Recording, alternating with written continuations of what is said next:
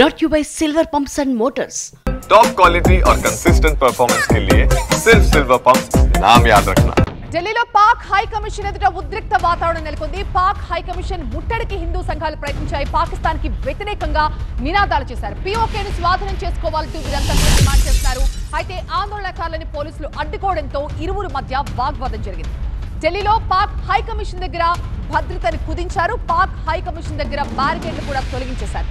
ఇప్పటికే Pak high commissioner కు భారత విదేశాంగ శాఖ సమన్లు కూడా ఇచ్చింది. వారంలోగా భారత్ ను విడిచి పాక్ కి వెళ్లిపోవాలని ఆదేశించింది. పాక్ దౌత్యవేత్త అహ్మద్ వారేస్ కు కేంద్రం నోటీసులు ఇచ్చింది.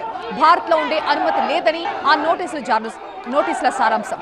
పాక్ ఉగ్ర మూకలపై సైనిక చర్యలకు సిద్ధమవుతోంది కేంద్ర ప్రభుత్వం. ఇప్పటిపై పాక్ పై దౌత్యపరమైన చర్యలు కూడా తీసుకుంది భారత్. రాబోయే రోజుల్లో మరిన్ని కఠినమైన సైనిక చర్యల గురించి ఆలోచన కూడా చేస్తోంది. లైన్ ఆఫ్ కంట్రోల్ ఎల్ఓసి దగ్గర కాల్పుల విరమణ ఒప్పందం, సస్పెన్షన్ సహా పలు ప్రతిపాదనలు పరిశీలిస్తోంది కేంద్రం. పాకిస్తాన్ లో ఉన్న Lashkar-e Taiba head quarter target గా. ఏ రాజు, ఎవరా అమ్మాయి? ఇది మ్యారేజ్ ఇన్విటేషన్ కాదు, నేను కొత్త బిజినెస్ స్టార్ట్ చేస్తున్నాను. కానీ ఎలా? బాస్ వాలా బీ ద బాస్. చర్యలకు దిగే అవకాశం ఉన్నట్టుగా తెలుస్తోంది.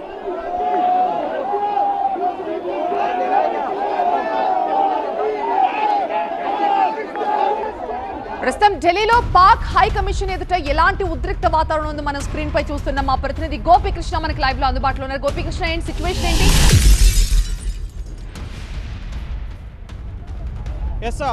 పాకిస్తాన్ టెర్రరిస్టులు పెహల్గాంలో 26 మంది పర్యాటకుల్ని పొట్టన పెట్టుకున్న తరువాత దేశవ్యాప్తంగా ఆందోళనలు, ఆవేదనలు వ్యక్తమవుతున్నాయి. ఇందులో భాగంగా ఢిల్లీ పాక్ హై కమిషన్ ఎదుట హిందూ సంఘాలు ఆందోళన చేయడంతో ప్రస్తుతం వాళ్ళని పోలీసులు అదుపులోకి తీసుకోవడం జరిగింది. పూర్తిగా పాకిస్తాన్ హై కమిషన్కి భద్రతను కూడా భారత ప్రభుత్వం ఉపసంహరించుకోవడం జరిగింది. ఇప్పటికే పాక్ హై కమిషన్కి సమన్లు జారీ చేస్తూ వారం రోజుల్లోగా భద్రతా అధికారులు దేశం విడిచి వెళ్ళిపోవాలని చెప్పి ఆదేశాలు ఇచ్చారు.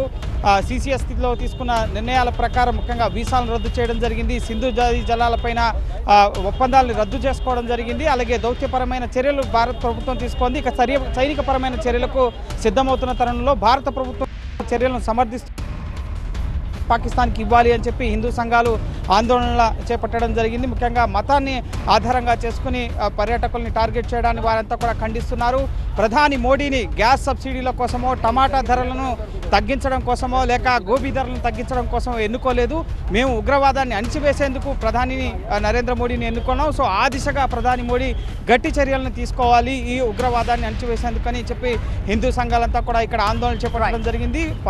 పాక్ హై కమిషన్ శాంతిపత్లో ఈ హై కమిషన్ ఉంది, భారీ భద్రతను ఏర్పాటు చేశారు. సో ఇక్కడ వారు ముట్టడికి ప్రయత్నించిన సందర్భంలో వారందరినీ కూడా అడ్డుకుని అదుపులోకి తీసుకున్న పరిస్థితి ఉంది. సో దేశవ్యాప్తంగా కూడా ఈ విధంగా పాకిస్తాన్కి వ్యతిరేకంగా నిరసన కార్యక్రమాలు కొనసాగుతున్నాయి. సైనికపరమైన చర్యకు కూడా భారత ప్రభుత్వం సన్నద్ధమవుతున్నట్లుగా తెలుస్తోంది.